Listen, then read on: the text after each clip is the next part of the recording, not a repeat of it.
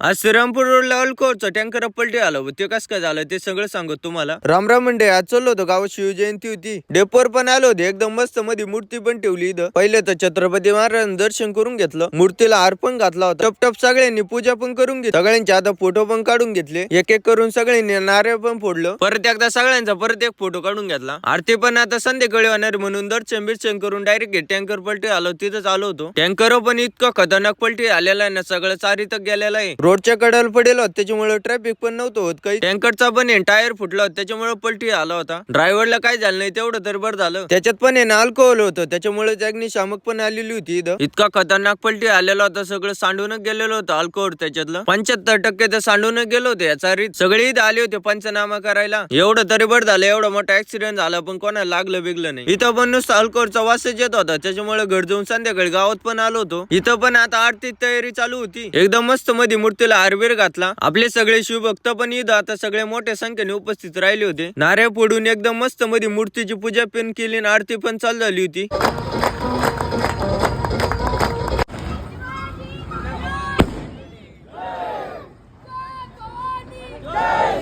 आरती तर एकदम भारी झाली, पण टप आता छत्रपती महाराजांची एक कमेंट आलीच पाहिजे बरं का.